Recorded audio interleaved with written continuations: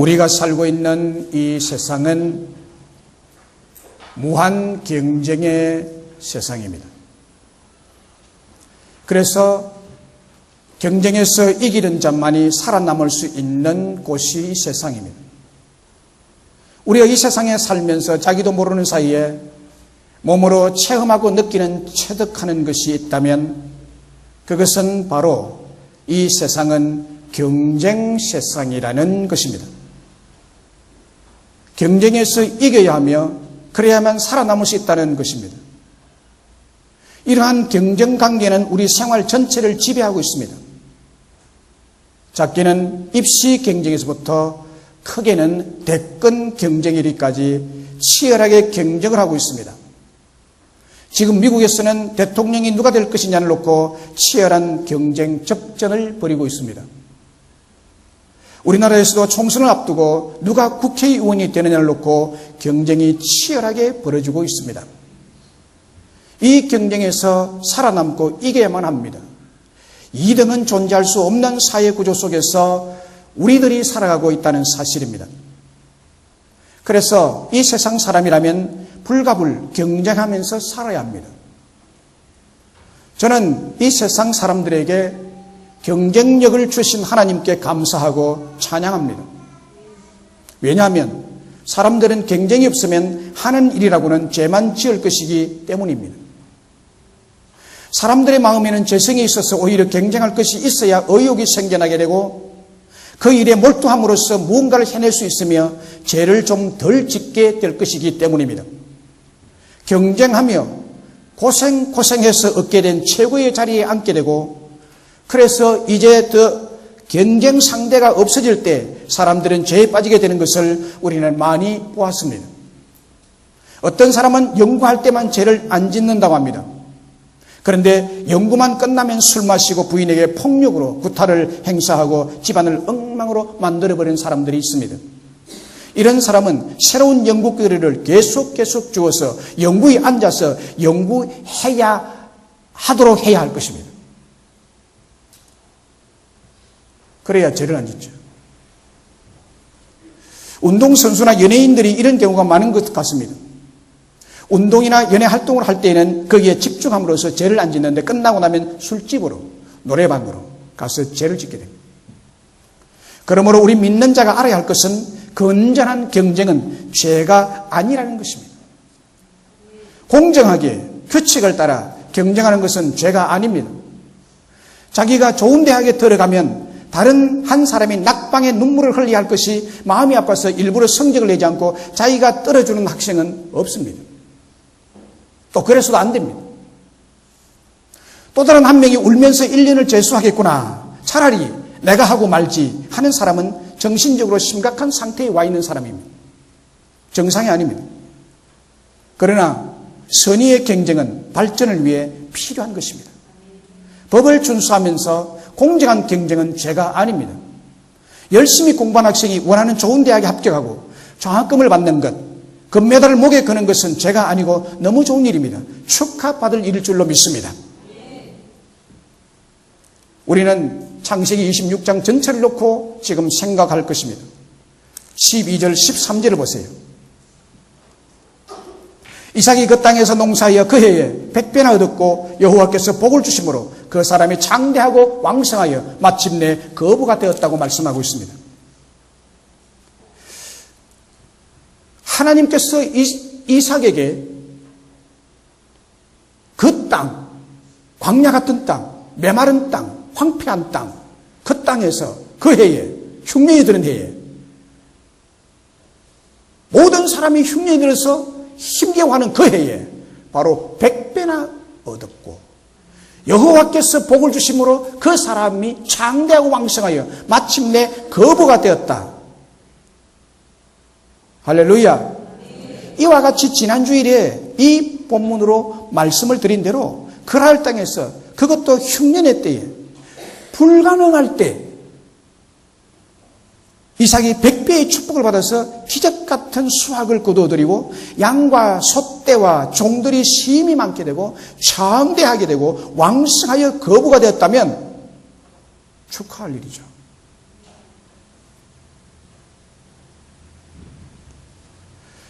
그리고 어떻게 이러한 축복을 받고 누릴 수 있게 되었는지 이삭에게 가서 배우고 이삭을 본받아야 할 일입니다.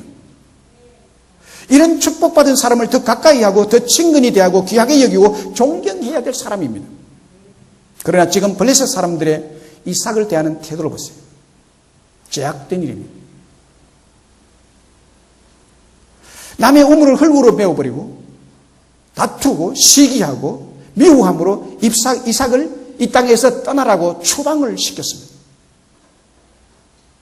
이렇게 내쫓는 것은 공정한 경쟁이 아닙니다. 선의의 경쟁도 아니고 신앙적이지도 않습니다. 뿐만 아니라 이런 행위는 이삭의 삶의 방식이 자기들과 다르다는 이유로 가하는 종교적인 핍박과 박해입니다. 이런 상황 가운데서 보이지 않으시는 하나님께서 이삭을 어떻게 도우고 계십니까? 첫 번째 생각할 것은 이삭에게 용기를 주고 계십니다. 이삭에게 용기를 주시는 하나님이십니다. 24절에 그 밤에 여호와께서 그에게 나타나 이르시되 나는 네 아버지 아브라함의 하나님이 두려워하지 말라. 내 종 아브라함을 위하여 내가 너와 함께 있어 네게 복을 주어 내 자손이 번성하게 하리라 라고 말씀하고 있습니다. 그리고 이와 똑같은 말씀을 2절에서 5절까지 말씀하고 있습니다. 그의 아버지 아브라함에게 말하고 있습니다. 살아계신 여호와 하나님께서 브엘세바에 나타나서 이삭을 위로하시고 용기를 불어넣어 주시고 계속해서 그에게 힘을 불어넣어 주고 계십니다. 아버지 아브라함과의 언약을 잊지 않으시고 아브라함의 아들 이삭과도 동일한 언약을 상기시켜 주시면서 아브라함을 지키시고 복을 주신 것처럼 이삭의 아버지에게 복을 주신 것처럼 복을 주어서 이삭과 그의 자손이 번성하게 될 것이라고 약속하십니다. 살아계신 여호와 하나님께서 브엘세바에 나타나셔서 이삭을 위로하시고 용기를 풀어넣어주고 계십니다. 이 하나님은 몇 해 전에 그랄 땅에 이르렀을 때에도 이삭에게 나타나서 위로하시고 용기를 주시고 마음의 확신을 심어 주셨습니다. 그 약속이 뭡니까? 두려워하고 있는 이삭에게 엄청난 용기를 주는 말씀이었습니다. 왜냐하면 좋지 않은 그랄 땅에서 농사를 지어야 했고 또 설상가상으로 흉년까지 들어 그때 이삭은 굉장히 두려움에 쌓여 있었습니다. 그래서 그는 양식이 풍부한 애굽으로 가려고 했던 것입니다. 가나안 땅에 남아 있어서는 정말 이 기근을 피하기가 힘들고 가족들을 어떻게 부양하며 먹여 살릴 것에 대한 두려움이 그에게 쌓여 있었습니다. 그런데 이삭은 여호와 하나님께 약속하심으로 얻은 용기로 농사를 지었습니다. 불가능한 땅에다가 씨를 뿌렸습니다. 그런데 하나님께 축복하심으로 그 해에 100배의 축복을 받고 거부가 되었습니다. 할렐루야.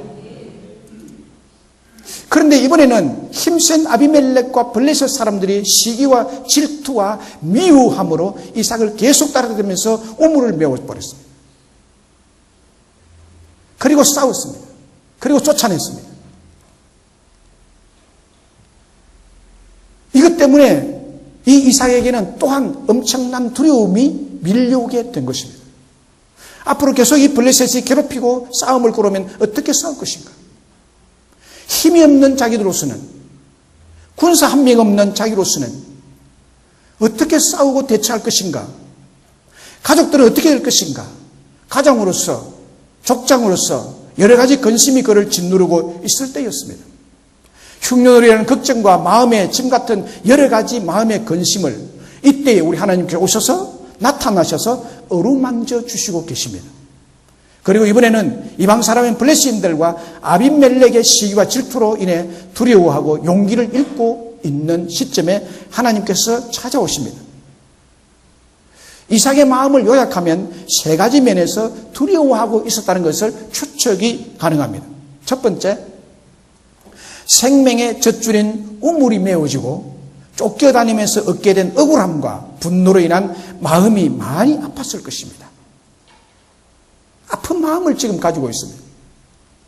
그리고 두 번째는 자신의 힘으로 당해낼 수 있는 능력이나 힘이 없음에서 오는 낙심과 근심과 두려운 마음이 있었을 것입니다. 그리고 우물을 파고 쫓기면서 쉬지 못함으로 오는 삶의 피로와 버거움으로 인해서 두려워하고 있었을 것입니다. 우물을 판다는 것이 그렇게 쉬운 것이 아닙니다. 산만 꼽으면 물이 솟아나는 그런 땅이 아닙니다. 블레셋 사람들은 우물 하나 팠다는 기록이 없습니다. 아브라함과 이삭이 우물만 파면 물이 나왔습니다. 그런데 그 우물 파는 것이 하루 이틀이 되는 일이 아니에요. 얼마나 삶이 피곤하고 쫓기는 삶의 짐의 버거움으로 인해서 그의 마음에 두려움이 가득 찾아왔습니다. 이런 이삭을 여호와 하나님께서 나타나셔서 위로하시고 용기를 주고 계십니다. 그렇습니다.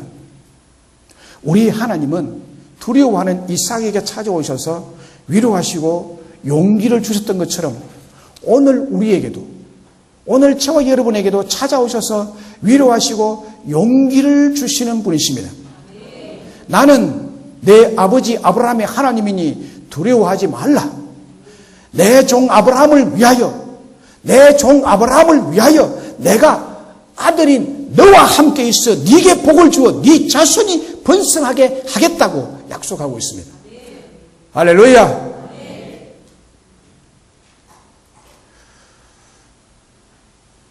어느 날 사탄이 그동안 싸움터에서 사용했던 무기들을 쫄개들에게 판매를 했습니다. 가격이 매겨진 각양의 무기들이 전시 판매되었습니다. 사탄의 무기, 곧 미움, 시기, 질투, 정욕, 엄란, 교만, 공포 등등 여러 무기들이 있었습니다. 그런데 그 중에 언뜻 보기에는 전혀 위협적으로 보이지 않고 또 아주 오래되어 보이는 낡은 무기 하나가 어마어마한 가격이 매겨져 있었습니다. 이상하게 여긴 쫄개가 두목 마귀에게 물었습니다. 이 무기는 무슨 이유로 이렇게 비쌉니까? 그때 두목 마귀가 그 이유를 이렇게 설명해 주었습니다. 이것이야말로 사람들에게 가장 손쉽게 접근할 수 있도록 해주는 무기이기 때문이야. 우선 겉보기에는 전혀 무서워 보이지 않기 때문에 사람들은 이 무기를 별로 경계하지 않아. 그러나 일단 이 무기의 뜻에 걸린 사람은 좀처럼 빠져나오기가 어렵다는 것이 이 무기의 강점이지 라고 말해줬습니다. 이 무기 아래는 이렇게 이름이 적혀 있었습니다. 낙심. 악한 마귀는 사람들을 낙심하게 만들고 두려움에 사로잡히게 만듭니다. 그래서 두려움은 위험하죠. 두려움이 찾아오면 꿈꾸는 일들을 포기하게 됩니다. 노력한 일을 멈추게 됩니다. 뒤로 물러서게 됩니다. 의욕을 상실하게 됩니다. 낙심하게 되고 두렵게 되면 이런 일들이 일어나게 됩니다. 혹시 오늘 이 자리에 나오신 여러분 중에 낙심으로 인해 두려워서 밤잠을 이루지 못하는 분 계십니까? 꿈꾸는 일을 포기하신 분은 안 계십니까? 삶의 의욕을 상실한 분 안 계십니까? 두려워하지 마십시오. 이삭을 찾아오신 살아계시고 살아계만 하신 여호와 하나님께서 이 시간 여러분들에게 찾아오셔서 말씀하고 계십니다. 오늘 본문의 약속의 말씀을 보십시오. 여호와께서 두려워 말라. 아브라함을 위하여 함께 있었던 내가 너와 함께도 있겠노라. 네게 복을 주겠노라. 네 자신을, 네 자손을 번성케 하겠노라고. 여호수아서 1장을 보십시오. 낙심하고 믿음의 용기를 잃은 여호수아에게 용기를 주시는 여호와 하나님 말씀이 있습니다. 능력과 기적의 지도자 모세가 죽음으로 모세의 수종자 눈의 아들 여호수아가 낙심하고 두려워서 용기를 잃고 있을 때 하나님께서 큰 위로와 용기를 북돋워 주셨습니다. 두려워 말라 여호수아야. 강하고 담대하라. 너는 내가 그들의 조상에 맹세하여 그들에게 주리라 한 땅을 이 백성이 차지하게 하리라. 네 평생에 너를 능히 대적할 자가 없으리니 내가 모세와 함께 있던 것 같이 너와 함께 있을 것임이라. 내가 너를 떠나지 아니하며 버리지 아니하리라. 강하고 담대하라. 두려워 말며 놀라지 말라. 네가 어디로 가든지 네 하나님 여호와가 너와 함께 하느니라. 그뿐입니까? 악한 이세벨의 악의에 찬 말을 듣고 두려워 도망간 엘리야를 버리지 않으시고 책망하지 않으시고 위로와 용기를 주어서 다시 큰 사명을 감당할 수 있도록 영육간에 놀라운 힘을 북돋아 주셨지 않습니까? 요한복음 21장에서도 부활하신 예수님께서 믿음의 용기를 잃고 낙심하고 두려워하고 있던 베드로를 찾아가셔서 내가 너를 사랑하노라. 베드로야, 내가 너를 사랑하노라. 네가 나를 이 사람들보다 더 사랑하느냐? 라고 물으시면서 용기를 주시고 힘을 주시고 다시 일으켜 세우시는 예수님이셨습니다. 하나님은 그렇게 우리를 위로하시고 용기를 주시고 힘을 불어넣어 주시는 분이십니다. 또 하나님께서 이삭에게 어떻게 도우고 계십니까? 두 번째는 원수를 무릎 꿇게 하심으로 하나님께서 이삭을 도우고 계십니다. 원수를 물리친다는 사실, 원수를 굴복시킵니다. 26절로 29절이 그 얘기입니다. 블레셋 왕 아비멜렉이 그랄에서부터 와서 이삭에게 화친 조약을 맺자는 제의를 합니다. 이 부분에서 참 이상해요. 성경을 읽다 보면 논리가 벌떡벌떡 뛰어서 뭔가 생략된 것처럼 이해할 수 없는 논리가 띄고 있어요. 이것은 여기에 많은 생략이 되어 있다는 것입니다. 성경은 많은 것을 함축하고 생략법이 성경을 기록하는데 작용하고 있습니다. 어떻게 해서 블레셋 왕 아비멜렉이 이삭을 쫓아냈거든요. 추방했거든요. 그런데 이제 그가 와서 우리 싸우지 말자고 말한 이유가 뭘까요? 아비멜렉이, 힘 있는 아비멜렉이 왜 이삭에게 찾아와서 아침 조약을 맺자고 하는 것입니까? 아비멜렉은 전에 이삭의 우물을 빼앗고 이삭을 그랄에서 추방했던 자 아닙니까? 그런 그가 이삭에게 와서 화친 조약, 평화 조약을 맺자고 제의를 하고 있습니다. 이것은 어떤 의미가 있습니까? 전에 그랄에서 이삭을 추방할 때는 균형이 아비멜렉의 절대 우세였습니다. 저울로 말하면 힘의 균형이 아비멜렉에게로 기울어져 있을 때였습니다. 이삭이 갑자기 갑부가 되긴 했어도 아비멜렉에게는 힘과 권력과 군사력이 있었습니다. 그래서 그때는 이삭을 함부로 대했고 이삭을 우습게 보았습니다. 그런데 하나님께서 이삭을 도우심으로 이삭의 하나님을 아비멜렉이 두려워하게 되었다는 사실입니다.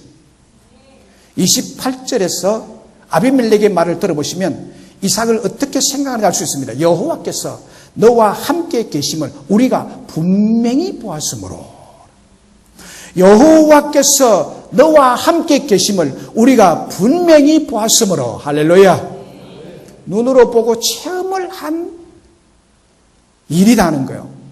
이 말 속에 하나님의 어떤 신비한 일을 이삭도 모르는 사이에 역사했다는 겁니다. 여호와 하나님께서 이삭의 배후에서 놀라운 능력으로 도와주고 계신다는 것을 눈으로 보고 체험을 했습니다.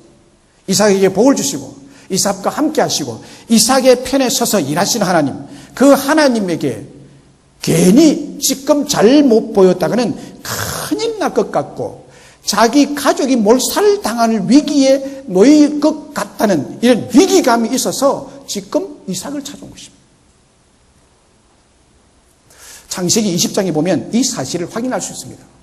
아비멜렉이 아브라함의 아내 사라를 건드리려고 했다가 죽을 뻔한 경험을 통해서 하나님께서 아브라함을 도우고 계신다는 사실을 경험한 자입니다. 그런데 이삭을 쫓아낸 다음에도 아마 이런 사건이 있었던 것 같아요. 하나님을 무섭도록 체험한 사람이 이 아비멜렉입니다. 이삭에게도 그런 하나님께서 역사하시고 계신 것을 가까스로 그가 깨닫게 된 거예요. 어떤 꿈으로 나타나서 그랬든지 어떤 사건을 통해서 그랬든지 자기에게 어떤 생각이 떠올라서 잊어버리고 있었던 그 하나님에 대해서 잊어버리고 있었는데 가만히 생각해 보니까 이게 지금 평화로운 관계가 아니구나. 이삭이 지금 갑자기 급습해 오면 우리는 큰일이다. 저 이삭의 배후에는 하나님이 계신다 하는 사실이 생각났든지 어떤 하나님의 기이한 방법으로 깨닫게 하신 것이 분명합니다. 그렇지 않고는 아비멜렉이 이삭에게 화친을 매들이 올 사람이 아닙니다. 창세기 20장 2절 3절에 보면 그의 아내 사라를 자기 누이라 하였으므로 그날 왕 아비멜렉이 사람을 보내어 사라를 데려갔더니 그 밤에 하나님 나타났어요. 보십시오. 그 밤에 하나님이 아비멜렉에게 현몽하시고 그에게 이르시되 네가 데려간 이 여인으로 말미암아 네가 죽으리니 그는 남편이 있는 여자임이라 손대지 말라. 7절에 보니까 7절에 보면 네가 손대지 말라. 이제 그 사람 아내를 돌려보내라. 그는 선지자라. 그가 너를 위하여 기도하리니 네가 살리니와 네가 돌려보내지 아니하면 너와 네게 속한 자가 반드시 죽을 줄 알라. 8절에도 이렇게 말합니다. 아비멜렉이 그날 아침에 일찍 일어나 모든 종들을 불러 그 모든 일을 말하여 들려주니 그들이 심히 두려워하였더라. 누구를 두려워했어요? 하나님을 두려워했습니다. 이 아비멜렉이 이삭에게도 어떤 이런 특별한 하나님의 역사가 이삭이 모르는 사이에 일어난 거예요. 그래서 온 겁니다. 누구까지 데리고 온가 하면 군대 장관까지 데리고 옵니다. 자기 혼자 온 것이 아니라. 이 문제를 해결해야 되는 거예요, 지금. 이삭을 쫓아낸 이것이 죄가 돼가지고 자기가 지금 큰일 날 것 같은 두려움과 불안감이 아비멜렉의 마음을 사로잡았기 때문에 자기의 군대 장관까지 동원해서 오게 되는 것입니다. 여러분, 우리 하나님은 연약한 자를 도우시는 하나님이십니다. 로마서 8장 26절에 그렇게 말씀합니다. 이와 같이 성령도 우리의 연약함을 도우시라니. 할렐루야. 연약한 자를 도우십니다. 이삭이 그랄 왕 아비멜렉 앞에서 연약한 자였기 때문에 쫓겨난 자가 아닙니까? 힘이 없는 자였기 때문에 쫓겨나지 않았습니까? 그런데 하나님께서 이 원수 같은 자를 무릎 꿇게 하심으로 이삭을 도우고 계십니다. 그래서 아비멜렉이 이삭의 머리를 숙이고 화친 조약을 하자는 것입니다. 이삭이 머리 숙여도 뭐한데 아비멜렉이 이삭 앞에 머리를 숙이게 돼요. 우리 하나님은 이렇게 역사하십니다.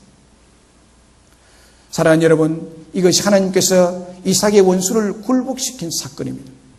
연약한 나를, 억울했던 나를 그 사람 앞에서 잘되게 하시고 나를 높여주시고 나에게 와서 머리를 숙이게 하는 것, 그래서 그 사람을 부끄럽게 만드는 것, 이것이 힘없는 이삭을 억울하게 한 원수 같은 아비멜렉을 무릎 꿇게 하신 하나님의 도우심입니다. 그렇습니다. 우리 하나님은 우리의 연약함, 우리의 억울함, 우리의 아픔을 아시고 그 약함과 억울함과 아픔을 풀어주시고 해결하여 주시는 분임을 믿습니다. 에스더스에 보면 힘없고 연약한 모르드게와 에스더가 나오죠. 여기에 권력을 가지고 힘을 휘두르는 하만이 있었습니다. 힘없는 모르드게를 미워한 하만이 모르드게와 유다 민족을 다 죽이려는 음모를 꾸미고 모르드게를 높은 장대에 달아 죽이도록 했습니다. 모르드게와 유다 민족을 다 죽이려고 했던 그 전날 밤에 여호와 하나님께서 도우심으로 기적적으로 모르드게는 살아나고 오히려 하만이 국가의 중대한 범행을 저지른 전적이 있고 지금도 불순한 동기로 그날을 휘두르고 있다는 것이 밝혀짐으로써 모르드게를 죽이려고 했던 그 장대에 자기가 달려 죽게 되는 것입니다. 하나님은 이렇게 연약한 자를 도우시는 분이세요. 그분은 어떤 신비한 능력을 발휘해서든지 연약한 자를 도우시는 분. 할렐루야. 또 하나님께서 이삭을 어떻게 도우고 계십니까? 이삭의 지경을 넓게 하시고 번성케 하심으로 도우십니다. 22절 23절 이삭이 거기서 옮겨 다른 우물을 팠더니 그들이 다투지 아니하였으므로 그 이름을 르호봇이라 하여 이르되 이제는 여호와께서 우리를 위하여 넓게 하셨으니 이 땅에서 우리가 번성하리로다. 우리를 위하여 넓게 하셨고 우리를 번성케 하리라. 이렇게 이삭이 고백을 합니다. 이것은 모든 상황을 통해서 결국 이삭을 복되게 하시고 선이 되게 하시는 하나님을 나타내 주는 말씀입니다. 모든 것이 합력하여 선을 이루시는 하나님임을 여기에서 우리에게 보여주고 있습니다. 사랑하는 여러분, 이삭을 더 넓게 번성케 하는 것은 모든 것이 합력하여 선을 이루시는 하나님의 역사로 되어진 일인 줄로 믿습니다. 로마서 8장 28절에 보면 우리가 알거니와 하나님을 사랑하는 자 곧 그 뜻대로 부르심을 입은 자들에게는 모든 것이 합력하여 선을 이루느니라. 할렐루야. 하나님의 뜻대로 부르심을 입은 자들, 하나님의 자녀들인 저와 여러분 모두를 말하고 있습니다. 여러분 한 사람 한 사람 모두가 하나님의 자녀들임을 믿습니다. 이 모든 하나님의 자녀들은 하나님께서 이삭에게 행하신 것처럼 협력하여 아픔도 슬픔도 억울한 일도 힘없음도 그것이 협력하여 선을 이루고 축복을 이룬다는 진리의 말씀입니다. 어려운 현실, 그것이 바로 협력하여 합력하여 결과적으로 좋게 됐다는 것이죠. 이것이 합력하여 결과적으로 아름답게 되고 결과적으로 축복이 된다는 뜻입니다. 그렇습니다. 우리의 현재의 아픔의 일들, 억울한 일들조차도 나중에 지나고 보면 우리 하나님께서, 좋으신 하나님께서, 살아계신 하나님께서 여러분 모두에게 복이 되게 하실 줄로 믿습니다. 요셉을 아십니까? 요셉의 생애를 보면 우리의 억울함을 하나님께서 어떻게 복이 되게 하시는지를 우리에게 보여주는 전형적인 얘기입니다. 요셉은 복잡한 가정에서 배달한 형제들의 틈바구니에서 얼마나 많은 비난과 구박과 시기와 질투와 미움을 겪었는지 그를 생각하면 눈물이 날 정도예요. 불쌍했어. 요셉 참 불쌍해. 애굽의 노예로 팔려가던 그날도 형님들에게 빈들판에서 얼마나 얻어맞고 옷이 벗기고 빈 우물에 던져진 채로 죽음을 기다렸던 그 고통의 시간들, 그리고 애굽에 팔려 노예 아닌 노예 생활한 것, 그 집에 보디발의 아내에게 억울한 누명을 쓰고 다시 살아나올 수 있는 가망성이 없는 감옥에 갇혀 있을 때 정말 억울하고 정말 고통스러웠을 것입니다. 힘없는 자의 말로가 이렇게 끝나는구나 라고 그는 통탄했을 것입니다. 그 억울함은 총리가 되는데 밑거름이 되며 총리가 되는데 발판이 된 줄로 믿습니다. 그리고 자기 가족과 아버지와 다시 만나는 축복의 기회가 된 것입니다. 그것으로 인해서, 그리고 세계의 백성을 기근에서 구출해내는 놀라운 일을 하게 되는 영광스러운 일로 연결이 되고 있다는 사실입니다. 이것은 명명백백한 역사적 증거입니다. 그렇습니다. 여러분, 우리 하나님은 우리의 현재의 억울한 일도, 우리의 현재의 고통도 결국 합력하여 선한 결과, 합력하여 복이 되는 결과를 만들어 가시는 줄로 믿습니다. 로마서 8장 18절에 생각건대 현재의 고난은 장차 우리에게 나타날 영광과 좋게 비교할 수 없도다 했습니다.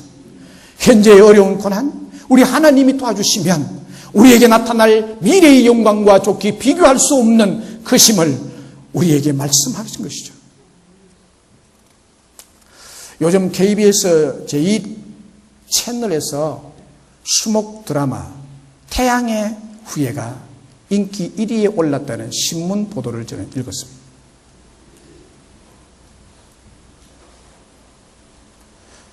수목 드라마, 또 이 설교가 나가면 이거 본다고 정신없이 또 이렇게 할지, 내가 참 설교가 어려워요. 이런 면에서 보면. 네, 어쨌든 수목 드라마 태양의 후예 인기 1위 지금 그렇대요. 시청률이 33%까지 올라갔답니다. 대단한 인기입니다. 중국에서도 일본에서도 이 드라마가 야단들이라고 합니다. 너무 인기가 있어가지고. 그걸 이야기하는 것이 아니고 이 내용을 이야기하는 것입니다. 주인공 송중기의 인기도 대단하고 그가 했던 대사가 이번 선거 유세에도 많이 활용이 되고 있답니다. 드라마 속에서 송혜교 씨가 실력 있고 똑똑한 의사이며 경험도 많은 의사입니다. 그런데 그가 교수진의 발탁이 되지 않았습니다. 그 이유는 힘없고 빽이 없었기 때문이었습니다. 몇 번 교수 채용에 떨어지고 이번만큼은 꼭 되리라고 믿었는데 이번에도 또 떨어지는 것입니다. 이유를 보니까 병원 주인의 딸이 교수진으로 발탁이 되었습니다. 이것을 알고 교수님에 가서 억울함을 항변해봤자 아무 소용이 없습니다. 불난집에 부채질하는 것처럼 또 드라마 속에서 그 병원장 딸이, 교수로 채용된 그 병원장 딸이 송혜교에게 하는 말이 걸작입니다. 내일 자기 대신에 방송에 출연해서 땜빵을 하라고 하면서 의학 자료를 넘겨주는 장면이 나옵니다. 그때 송혜교가 말합니다. 이것을 내가 왜 땜빵질을 해야 돼? 기분 나쁘죠, 그죠? 여러분 같으면 기분 안 나쁘겠으면 그래, 내 해줄게 그러겠어요? 교수에 떨어진 마당에. 안 그래도 기분 나쁜데 땜빵을 해줘? 그래서 내가 왜 땜빵을 해야 돼? 이렇게. 그때 이 병원장 딸이 내가 오늘 밤 술회식이 있거든? 엉덩이를 잘잘 흔들면서 술회식이 있거든? 그 말을 듣고 송혜교가 열을 받죠. 세상에 술회식 가는데 나는 땜빵을 해야 된다는 신세가 됐는 거야. 하지만 여러분이 힘이 없고 뭐 빽이 없으니까 그 교본을 받아들고 울면서 방송 땜빵을 준비를 합니다. 그런데 어떻게 됐습니까? 땜빵을 한 방송 출연이 대박이 나버렸습니다. 그래서 방송에서 그 강의가 한마디로 뜨게 된 것인데 단번에 이제 고정 출연을 해서 인기 있는 의사가 돼버리고 전국에 그의 이름이 밝혀지게 돼버려요. 송혜교가 하는 말이 인생 이렇게 될 줄 자기도 몰랐다라고 고백합니다.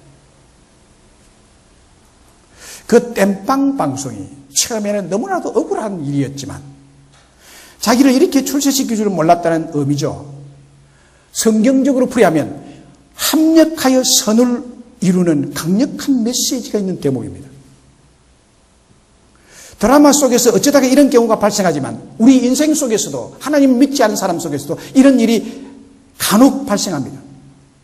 그런데 하나님을 바라보는 우리에게는 하나님께서 이런 축복을, 모든 것이 합력하여 선을 이루시는 축복을 주도하시는 분임을 우리는 믿습니다. 우리에게도 이와 같은 역사가 일어나게 되는 것입니다.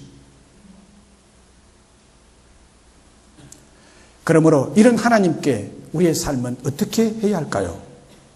하나님을 신뢰하고 하나님을 바라보셔야 됩니다. 하나님을 신뢰하고 하나님을 바라보시기를 주의 이름으로 축원합니다. 하나님의 편지란 편지 하나를 소개하고 말씀을 맺습니다. 하나님이 우리에게 보낸 편지예요. 누가 글을 적은 거예요, 이거를. 하나님이 우리 모두에게 보내는 편지. 내용이 이렇습니다. 네가 힘이 들 때 하늘을 한 번 더 보아라. 끝도 없는 창공 그곳에서 나는 너를 보고 있단다. 웃고 있는 너를 보는 내 마음은 기쁘고 울고 있는 너를 보는 내 마음은 가슴이 찢어지는 듯한 아픔을 느끼고 있단다. 내가 너를 위하여 고통을 없이 해주고 싶어도 그건 인생에게 주어진 숙제로서 네가 넘어야 할 산이며 한 번은 네가 지나야 할 고행의 강이란다. 그로 인해 너의 오만함의 돌덩이를 깎아내어 나의 귀한 보석으로 만들어 내 귀한 사랑으로 보듬어 주려 함이니라. 너무 슬프다고만 말고 너무 아프다고만 말고 너의 마음과 생각을 더욱 굳건히 지켜 내 귀한 열매가 되어 주기를 나는 간절히 바라고 있단다. 네가 태어나기 전 너는 이미 내게 선택되었고 이 길로 오기까지 내가 너를 인도하였단다. 내 사랑아, 내 보배야, 내 아들을 빌리기까지 너무나 아팠던 청갈래 망갈래의 가슴 아림의 그 십자가, 네가 모르는 죄까지도 씻어주려는 나의 간절한 애태움, 수천 년 속의 기다림 속에 너는 분명히 내게서 준비된 열매였단다. 너에게 주어진 귀한 생명과 바꾸는 죄, 어리석은 사탄의 놀림에서 헤어나지 못하면 나는 너와 함께 있지 못하고 멀어질 것이다. 끝까지 주어진 그날을 강하게 버티고 이겨서 내가 너를 부른 내 사랑을 확인하려무나 너는 세상에 어느 것과도 견줄 수 없는 나의 소중한 보배의 첫 열매이노라. 나 또한 너를 위한 그 아픔을 모른 채 하고 있지는 않다는 것을 꼭 기억하고 빛이 찬란한 하늘에서 너를 지키고 있음을 잊지 말라. 나는 어디에서도 너를 향한 눈길을 놓지 않고 있단다. 사랑한다. 꼭 이겨내거라.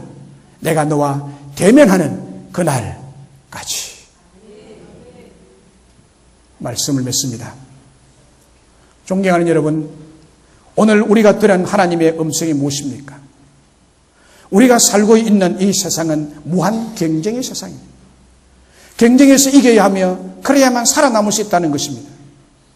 이러한 경쟁 관계는 우리 생활 전체를 지배하고 있습니다. 이 경쟁에서 살아남고 이겨야 합니다. 이등은 존재할 수 없는 사회구조 속에 살아가고 있다는 사실을 기억하셔야 됩니다. 그래서 이 세상 사람이라면 불가불 경쟁하면서 살아야 합니다. 저는 이 세상 사람들에게 경쟁력을 주신 하나님께 감사하고 찬양한다고 말씀드렸습니다. 왜냐하면 사람들은 경쟁이 없으면 하는 일이라고는 죄만 지을 것이기 때문입니다.